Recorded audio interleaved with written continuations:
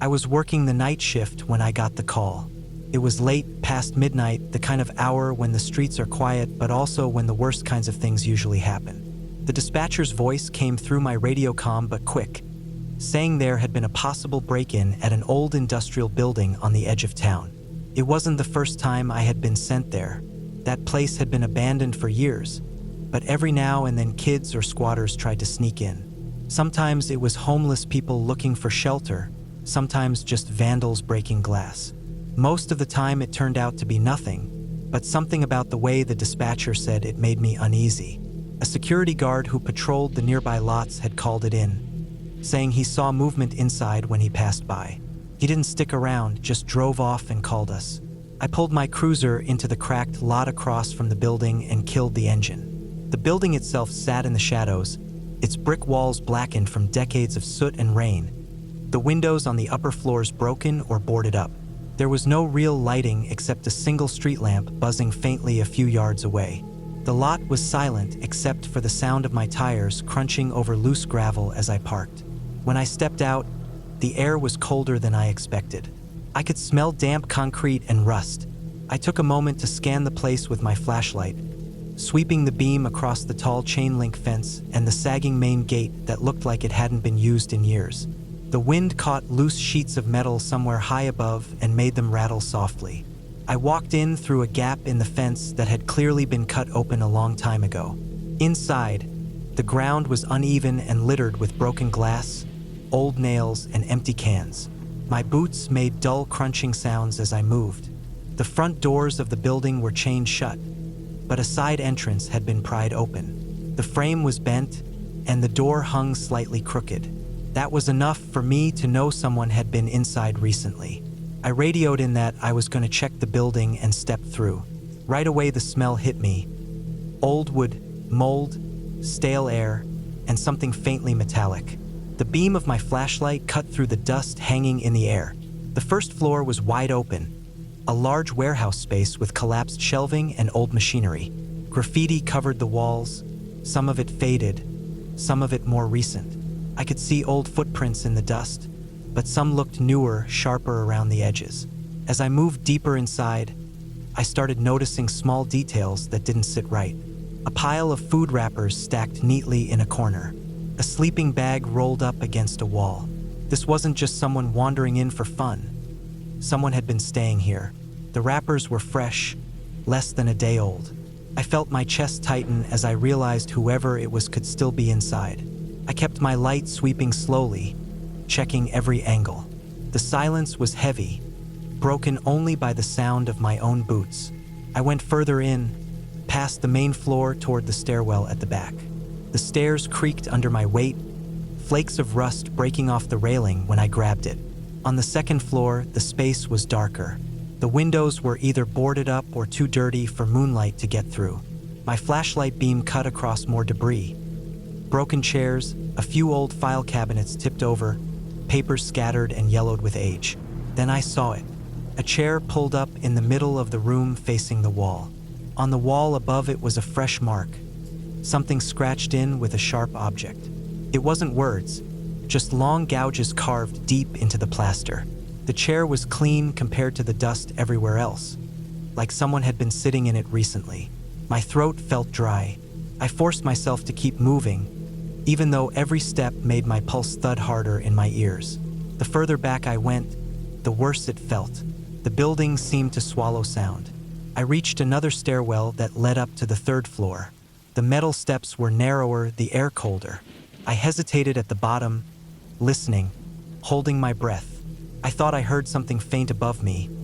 A shift, maybe the creak of movement, but it was so quiet I couldn't be sure if it was real or just the building settling. I climbed carefully, each step groaning under me. At the top, the hall was long and empty, the walls stripped of paint. My light swept across doorways, some open, some closed. The first few rooms were empty except for broken desks and garbage. Then I came across one room that was different. Inside was a mattress on the floor, blankets bunched up, and a plastic bag full of food. There was also a lantern, one of those battery-powered camping kinds. It wasn't on, but it was new. My skin prickled. Whoever had been here wasn't just squatting. They were living here, hiding here. I moved closer to check the mattress when I caught another sound. This time it was clear movement, slow and deliberate, just a few feet away in the hall. I froze, flashlight still aimed at the mattress, ears straining. My chest felt tight, like the air had been sucked out of the room. Then the sound came again, a dragging step, then another, right outside the door. I swung my light toward the hallway, but it was empty, just peeling paint and shadows stretching down into the dark. I stepped carefully back into the hall, keeping the beam steady.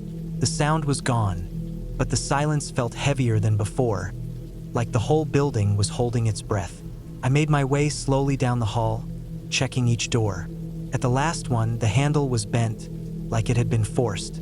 I pushed it open with my shoulder. Inside, the room was almost bare except for one thing. A pile of clothes in the corner, stacked neatly. On top of the pile was a hammer, the metal head dark and stained. My stomach dropped when I realized what it meant. This wasn't just someone hiding. Whoever was here wasn't harmless. The wrappers, the mattress, the scratches on the wall, the hammer. It all pointed to someone unstable, someone dangerous. I didn't see them, but I knew they had been watching me, moving just out of sight, staying close enough to hear every step I took. I backed out carefully, trying to keep my breathing steady. I didn't run, though every part of me wanted to. I went back down the stairs slowly, scanning every corner. The building felt alive, every creak and groan amplified in the dark. When I finally stepped outside, the cold night air hit me like a wave. I radioed in again, this time telling dispatch that the building wasn't empty and that backup was needed immediately. Within minutes, more units pulled in. We went back through the place together, sweeping every floor. But the strange thing was no one was there. The food, the mattress, the hammer, they were all still there, but the person wasn't. It was like they had slipped out without a sound, maybe even while I was still inside. The only new thing we found was fresh footprints in the dust, smaller than mine, leading to a back exit I hadn't checked. They disappeared into the night outside the fence. That image stayed with me. The thought of someone hiding in the dark, listening to me, watching me while I moved around just feet away, never revealing themselves. I had walked right through their hiding place without ever seeing them, and they had chosen not to show themselves, not to attack, not yet. After that night, I drove past that old building a few times on patrol, always slowing down, always scanning the shadows. I never saw anyone again, but I knew they had been there, and they had been close.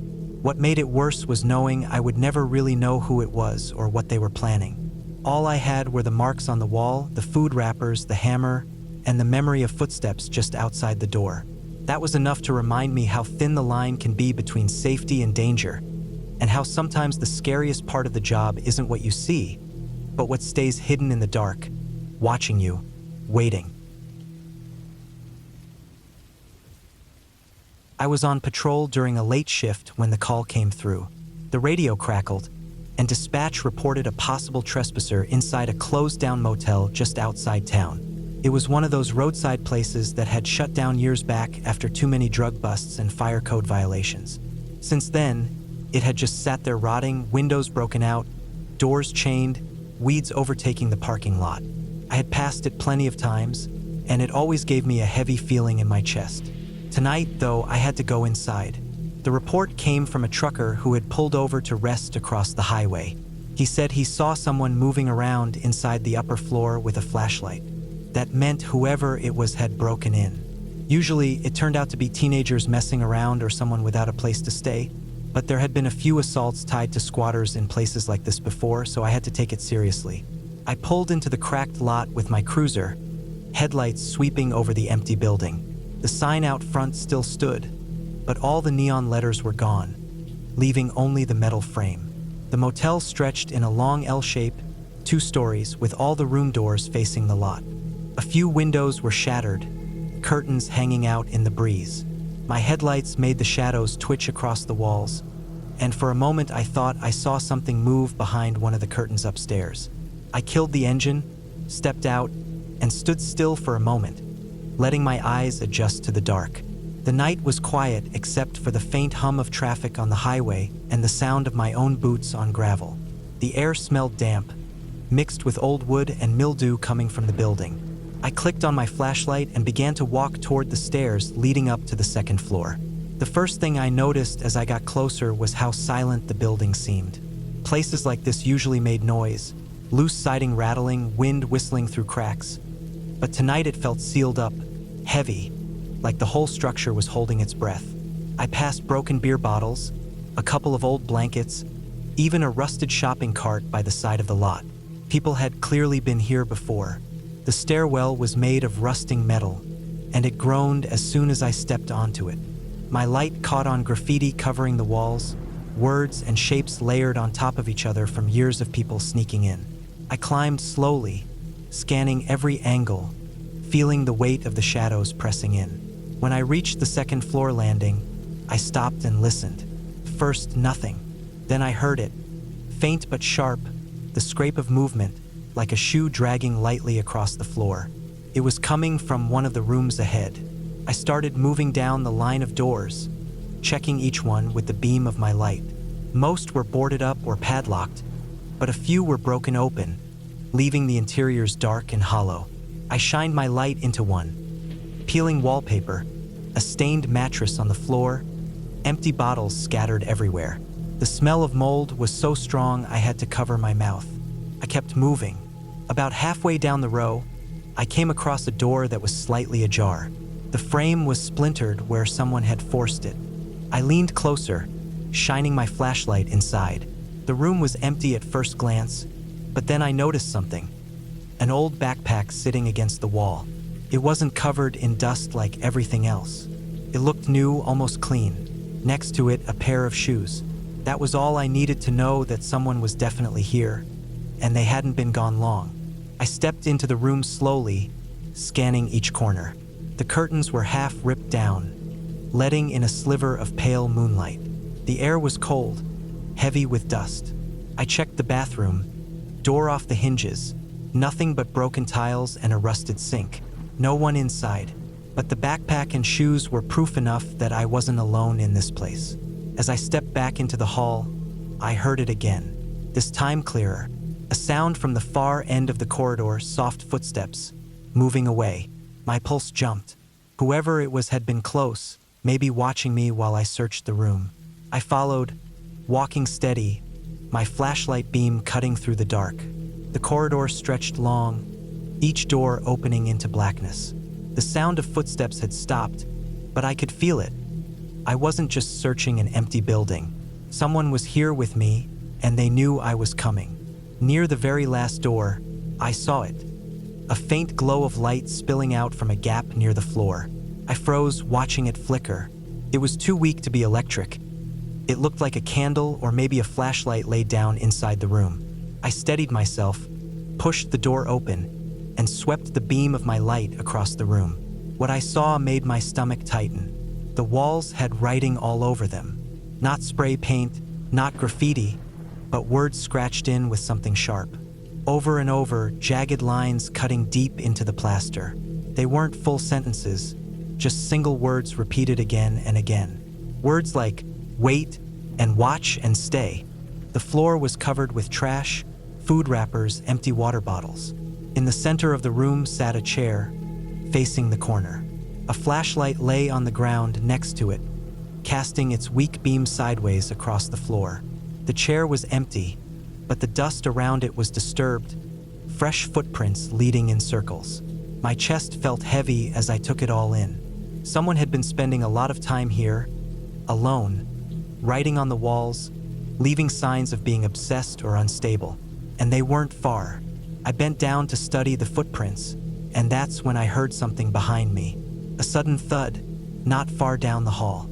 I spun around, flashlight sweeping the corridor. It was empty. My breathing was sharp in my ears, but underneath it, I swore I heard another sound. A faint shuffle, like someone moving carefully, deliberately, staying just out of sight. I backed out of the room slowly, never turning my light away from the hall. My instincts told me not to push deeper. Whoever was here had the advantage, and I wasn't about to get trapped alone. I radioed in for backup, my voice lower than usual, steady but tight. Then I began moving back toward the stairwell, every step slow and controlled. The worst part wasn't what I saw. It was what I didn't see. I could feel eyes on me, the weight of someone watching from the shadows, waiting. My flashlight beam shook slightly as I swept it across the peeling walls and broken doors. But there was nothing, just silence pressing in from all sides. I reached the stairs and started down, the metal steps rattling under my boots. Halfway down, I looked back up out of instinct. The corridor above was dark, but just before I turned away, I thought I caught a flicker of movement at the far end. A shadow leaning out, then slipping back into a doorway. By the time backup arrived, the place had gone completely still. We searched every room, every corner, top to bottom. We found the backpack, the writing on the walls, the footprints, but no person, whoever it was, had vanished in the time it took me to step outside and wait for the others. It didn't make sense. There were only a couple of ways out and we had them covered. But somehow they had slipped away without a sound. That night stuck with me, not because of what I found, but because of what I didn't. I had walked through that building, stood in rooms someone was living in, found their things, their marks on the walls. I had heard them moving, felt them watching, even caught a glimpse of them for just a second. But I never saw their face, never made contact. They were there, but they chose to stay in the shadows, close enough to reach me if they wanted to. I still think about that moment sometimes, the feeling of being hunted without ever seeing the hunter. Knowing someone had been hiding just feet away, waiting, watching, deciding what to do. And the worst part was realizing they let me leave. Not because they couldn't stop me, but because they didn't want to. That motel still stands today, but I don't drive by it anymore. I don't need to. The memory is burned into me. The smell of mold, the scratched walls, the empty chair, and the sound of footsteps moving in the dark just beyond the edge of my light. I was a few hours into my night shift when the call came through. It was close to 2 a.m., the time of night when the streets were mostly empty except for the occasional trucker or someone stumbling home from a bar. The dispatcher's voice came through my radio, calm but serious. There had been a report of a vehicle abandoned on a dirt road just outside of town. The caller was a farmer heading home who said the car's driver door was open, headlights still on, but no one was around. On paper, it didn't sound like much. Could have been someone breaking down and walking to get help. But something about it didn't sit right with me. Abandoned vehicles were often tied to stolen cars, drug drops, or worse. I pulled off the main road and headed down the dirt track. It was a place I knew well, quiet, surrounded by thick tree lines, no houses for a couple miles. A perfect spot if someone wanted to dump something without being seen. The drive-in was rough. My cruiser rattled as I crawled over potholes, dust rising up in the headlights. The night was dead silent, the kind of silence that gets under your skin. I slowed as I rounded a bend, and then I saw it. A sedan sat parked half on the road, half in the ditch. The headlights were still on, casting a yellow beam into the trees. The driver's door was wide open. I parked behind it, left my spotlight on, and stepped out. The air was cold, the kind of damp chill that made the back of my neck tighten. I scanned the area with my flashlight. No movement, no voices, nothing. The car itself was newer, not beat up, and it still had plates. The engine wasn't running, but the keys were still in the ignition. That was the first thing that made me uneasy. People don't just leave their keys like that. I leaned in to check the inside. There was a purse on the passenger seat, a jacket tossed in the back, and a half-full water bottle in the cup holder. No signs of a struggle, no blood, nothing obvious. But the way the driver door hung open with the keys left behind told me whoever had been driving left in a hurry. I started searching the area around the car. My boots crunched over gravel and dirt as I moved the beam of my light back and forth across the road. A few feet away, I found them, footprints, fresh ones. They led away from the car, down the ditch, and into the tree line. The dirt was soft from rain earlier in the week, so they stood out clear. They weren't running steps either. They looked slow, like the person had just walked off calmly. I felt my chest tighten as I studied the tracks. The woods in this area were dense, dark even in daylight, and at night they were suffocating. I didn't like the idea of going in there alone, but it was my job to check. I radioed in my location, said I was going to follow up on a possible missing driver, and stepped into the tree line. The moment I left the road, the silence deepened. My flashlight beam cut across trunks and low branches. The smell of damp earth filled my nose. The tracks continued on, weaving slowly through the brush. I followed carefully, sweeping the light ahead, making sure to listen between each step I took. About 50 yards in, I found something else. A cell phone lying on the ground. The screen was cracked but still lit up faintly, like it had been dropped recently. I crouched to pick it up, and the dirt around it showed more prints. Someone had definitely been here, and they weren't carrying their things with them. First the car, now the phone. I kept moving, slower now, my nerves rising with every step. The footprints grew harder to follow as the ground turned rocky, but I could still see the disturbed soil where someone had walked. Then I heard it, a sound ahead of me, not loud, not sharp, but clear. A shift of weight on leaves. It wasn't an animal. I know the difference. This was heavier, human. I froze, listening. My flashlight stayed pointed forward, steady, but my heart was hammering in my chest. The sound came again, this time slightly to my left. A slow shuffle, then silence. Whoever it was, they were still out here, not far from me, and they knew I was coming. I swept my light toward the sound, but all I saw were trees and branches. Nothing moved. The silence came back, thick and pressing in from every side. I forced myself to keep walking, but every nerve in me was on edge. I didn't like it. I didn't like how quiet it was, how whoever had been here was just out of sight, watching me. Another 20 yards in, I came across a clearing. The grass was pressed down in places, like someone had been sitting there. I saw more trash, an empty bottle, a crumpled food wrapper. But what made my stomach turn was the rope. A length of it was lying in the grass, frayed at one end, dirty but not old. Nearby, I found a pair of gloves. Thick, black, work gloves. That was when it hit me. This wasn't just someone getting lost or breaking down. Whoever had been here was prepared for something. The car, the phone, the footprints, they weren't adding up to an accident. It felt deliberate, like a setup. And if there was one person hiding out here, there could be more.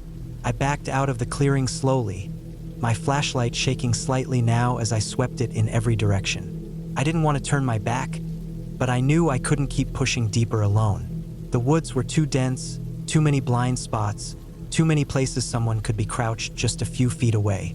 As I made my way back toward the road, I kept hearing small sounds. Not constant, not close, but enough to keep my nerves strung tight. A crack of a twig, a rustle of leaves. Always just behind me, always stopping when I stopped. I didn't see anyone, but I felt it. The eyes on me, the weight of being followed. When I finally broke out of the tree line, the sight of my cruiser in the distance felt like a lifeline. I walked straight to it, keeping my light on the woods until I was inside with the doors locked. I radioed again, telling dispatch what I'd found and requesting backup right away. Other units arrived within minutes. We searched the area together, combed the woods, swept the clearing I had found. We found the same things, the phone, the rope, the gloves, the footprints, but no person. Whoever had been there was gone, vanished into the dark. The car was towed, the phone bagged, the evidence collected. An investigation was opened, but nothing solid came from it. No missing person reported, no owner stepping forward. It was like the whole thing had been staged and then abandoned once I showed up. That night stayed with me more than most, not because of what I found, but because of what I couldn't see. I knew someone had been there, close enough to hear me, close enough to watch me. They had left their things, left their car, but they didn't leave themselves. They stayed in the shadows, moving slow, just out of reach. The scariest part wasn't the rope or the gloves or the abandoned car. It was the realization that I hadn't stumbled onto someone's mistake. I had walked into someone's plan, and for whatever reason, they decided not to finish it while I was there. They had been close enough to do something, but they chose to wait. Every time I think about that night, I picture the dark tree line behind me as I walked back to my cruiser. I picture someone standing there, just inside the shadows, watching me leave, knowing they had been seconds away from doing something worse. And I know deep down that whoever it was didn't just vanish. They were out there waiting for another night, another road, another car. And I'll never shake the feeling that they let me go, not because they couldn't stop me, but because it wasn't me they were waiting for. I was working the night shift, the kind of shift that stretches on forever, where hours bleed together and every call feels heavier than the last. It was past midnight, maybe closer to 1 in the morning, when dispatch sent me to check out a noise complaint on the far edge of town. It wasn't the usual kind, no loud party, no neighbors arguing. This was different. The caller was an older man who lived on a farm out by the tree line. He said he kept hearing screams coming from the woods near his property. But when he stepped outside with a flashlight, no one was there. He called us because he couldn't explain it, and he didn't want to go looking on his own. I knew the area. It was isolated, surrounded by fields, with a strip of woods running behind the property that stretched for miles. A lot of people hunted out there, and sometimes kids wandered through, but screams in the middle of the night weren't something you brushed off. I drove out, the road growing darker and more narrow the further I went, the glow of town lights fading behind me until there was nothing but farmland and trees. When I pulled up to the property, the house was dark, no lights on inside. The barn sat back from the road, half collapsed in places. The fields were empty, stalks from the last harvest dry and brittle, swaying in the wind. I stepped out of my cruiser and immediately felt how heavy the air was. The night was still, no bugs, no crickets, no movement, just silence pressing against my ears. I didn't want to wake the homeowner, so I started by checking the edge of the woods where he said the noises came from. My flashlight beam cut across the grass, the pale circle shaking slightly as I moved forward. The tree line stood dark and jagged ahead of me, the shadows between the trunks thick as walls. I stopped just short of stepping in and listened. First, nothing. Then, faint, deep in the trees, I heard it. It wasn't loud, but it was sharp. A cry, short and strained, followed by silence. It wasn't an animal. I know the sounds coyotes make, or foxes, even owls. This was different. It had a human edge to it. My stomach sank as I realized I couldn't just turn back. I radioed my location, letting dispatch know I was checking the woods. Then I stepped in. The ground was uneven, roots breaking the surface, dead leaves crunching under my boots with every step. The smell of damp soil rose up around me, heavy and earthy. My flashlight beam bounced across trunks and branches, the light swallowed by the dark around me. The deeper I went, the more I noticed little things. Broken twigs on the ground, a faint path where grass and undergrowth had been pressed down, like someone had been walking through recently. The cries came again, closer this time, but shorter, cut off almost as soon as they started. I stopped, heart pounding, trying to track the direction. It felt like it was coming from ahead and slightly to the left. I moved carefully, scanning the ground, watching every shadow. The trees grew tighter the further I went, the branches tangling overhead, blocking what little moonlight there was. My flashlight was the only thing cutting through the black. The path narrowed until I came into a small clearing, no bigger than a living room. In the middle, the ground was disturbed. Mud turned up, patches of grass torn away. That's when I saw it. A shoe, just one, lying in the mud. It looked fresh, not weathered or torn by time, like it had been dropped recently. Next to it was a water bottle, half full, lying on its side. My chest tightened as I realized someone had been here, maybe only hours ago. I crouched to check the ground more closely. There were footprints, several of them, leading in different directions. Some were small, some larger. They overlapped, circling the clearing, then trailing off deeper into the woods. The cries had stopped completely now. The silence was absolute, so thick it felt like it was pressing against my ears. I stood there for a long moment, just listening. That was when I caught something faint. A new sound, not a cry this time. Breathing, slow, heavy, steady. It was close, too close. I spun with my light, sweeping the trees, but the beam caught nothing but bark and branches. My own breathing was quick and loud, and for a moment, I couldn't tell if I was imagining it. Then I heard it again, a low exhale, like someone trying not to be heard, just at the edge of the clearing. I froze, flashlight steady, my body tight with adrenaline. Whoever it was, they were watching me, staying just beyond the edge of the beam. I didn't call out, didn't make a sound. I just started slowly backing toward the path I had come from, keeping my light aimed out into the trees. The breathing stopped. The silence returned. My pulse hammered in my neck as I moved one step at a time backward, every crack of leaves under my boots sounding too loud. Then, faintly, I heard movement, a shuffle, the sound of someone shifting weight, like they had been crouched and now were moving again. I kept my flashlight sweeping, but still nothing. By the time I reached the edge of the woods, my mouth was dry, and my hands were stiff from gripping my light so hard. I didn't let myself turn away until I was back in the open field. The tree line stretched out dark and still behind me. I kept walking until I reached my cruiser, and only then did I allow myself to breathe. I radioed again, calling for backup this time. When the other units arrived, we went back into the woods together, spreading out in a line. With more lights and more eyes, the fear dulled a little, but the feeling of being watched never left.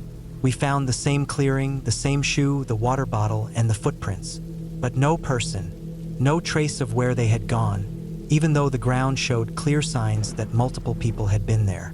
We searched until dawn, combing the woods in circles, calling out, checking every path. Nothing. Whoever had been out there had vanished without a trace. The shoe and the bottle were logged into evidence. A report was filed, but no one came forward to claim them. No missing persons matching what we found were reported.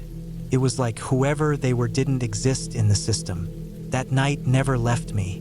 The screams, the footprints, the breathing, real things I couldn't explain away. The fact that someone had been so close, just out of reach, watching me from the shadows, choosing not to step forward. The scariest part wasn't what I saw, but what I didn't. I never found out who they were, how many of them there were, or what they were doing in those woods. But I know what I felt. I felt hunted. I felt like I had walked into the middle of something I wasn't supposed to see. And the fact that I walked out untouched didn't feel like luck. Felt like a choice. Someone out there let me go. Every time I pass that stretch of road now, I glance at the woods, and I think about that night. I think about the shoe lying in the mud, the cries cutting off into silence, and the sound of someone's breath just a few feet away, waiting in the dark. And I know deep down, whoever it was is still out there, and one night, someone else might not walk out the same way I did. I had been on the job long enough to know that most nights behind the wheel of a patrol car didn't play out like people imagined. There weren't shootouts around every corner or suspects running down alleys every shift. Most of it was routine. Traffic stops, welfare checks, paperwork, and calls that ended up being nothing more than misunderstandings.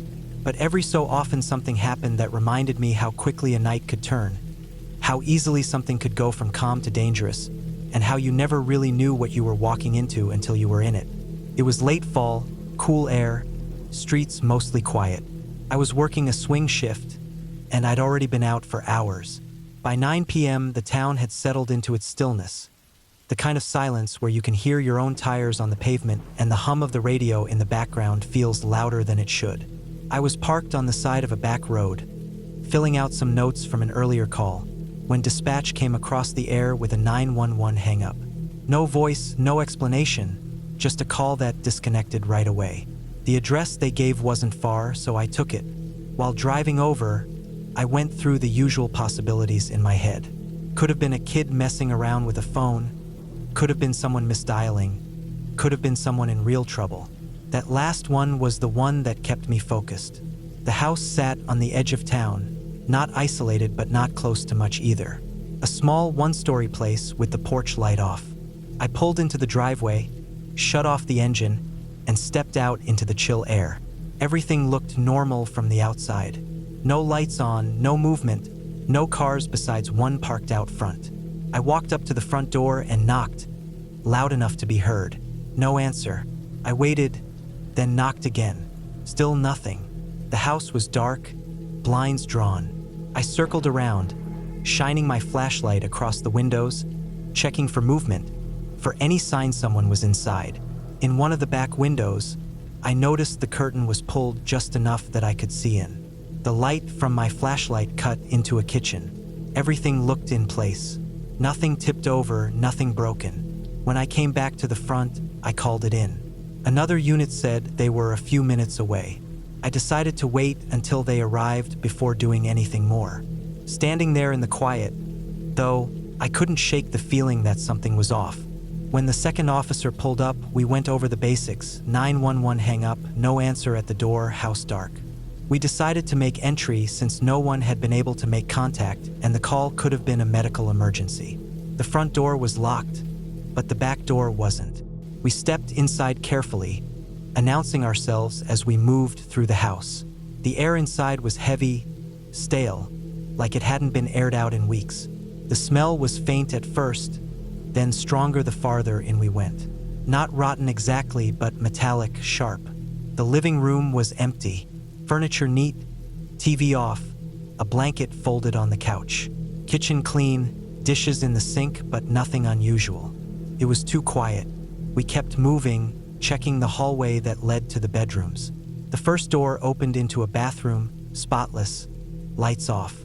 The second was a bedroom, bed made, nothing out of place. When I opened the third door, though, the smell hit me full force. My flashlight beam cut across the small room, and that's when I saw it. In the middle of the floor was a pool of dark stains that had seeped into the carpet. The bed was shoved slightly away from the wall, and the sheets looked rumpled, like someone had left in a hurry. But it was the stains that stopped me cold. Old blood dried into the fibers. The smell was iron and dust mixed together, impossible to ignore. We moved cautiously, scanning every corner, but the room was empty. Whoever had been there was long gone. We checked the closet, the bathroom attached to the room, nothing. But the scene spoke for itself. Something had gone very wrong here, and it wasn't recent enough for us to stop it. We backed out and cleared the rest of the house. No one else inside. No movement, no voices, nothing to explain the 911 call. Both phones in the house were on their hooks, and there were no cell phones in sight. Standing in that kitchen again, the silence pressing in, I couldn't help thinking about the timing. The alarm had come in less than half an hour ago, a hang-up call from this address. But what we found inside didn't look fresh. It looked old, like whatever happened in that bedroom had been done days ago, maybe weeks. So who called? Who dialed 911 if no one was here anymore? We waited for detectives, for crime scene, for the people who would take over and pull the house apart piece by piece. My part was over once they arrived, but my head stayed locked on that one thought, the 911 call. Someone had to make it. The official conclusion never lined up in a satisfying way. The phone records showed the call came from the landline in the kitchen, the one I had walked past when I first came inside. But both phones had been sitting neatly on their bases when we found them, and the line itself tested fine. We never found the person who lived there. Neighbors said they hadn't seen anyone in weeks. The car in the driveway was registered to the homeowner, but the inside was clean, empty of anything useful. For days after, I kept replaying the moment I answered the 911 line. Silence. No words, no breathing, no static. Just a line open for a few seconds before disconnecting. And then nothing. It wasn't the blood in the bedroom that stuck with me, though that was bad enough. It wasn't the empty house or the way everything seemed untouched. It was the knowledge that I'd gotten a call, one chance to help. And when I got there, the only thing left was the echo of whatever had already gone wrong. I still think about that house sometimes, how ordinary it looked from the outside, how quiet the street was, how nothing gave away what we were walking into. And I think about that phone line, how for a few seconds whoever or whatever was tied to that house reached out and then vanished. We closed the scene that night with more questions than answers. The smell of gas, the metallic tang of the blood in the carpet, the silence of that kitchen. All of it burned in my memory. And the truth is, sometimes police work doesn't end with answers. Sometimes it ends with a dark house, a deadline, and the weight of knowing you'll never understand why you were called there in the first place. That was the part that unsettled me most. It wasn't danger I could face or a suspect I could arrest. It was the empty space left behind, the unanswered call, and the realization that sometimes the scariest thing isn't what you find, it's what you never will.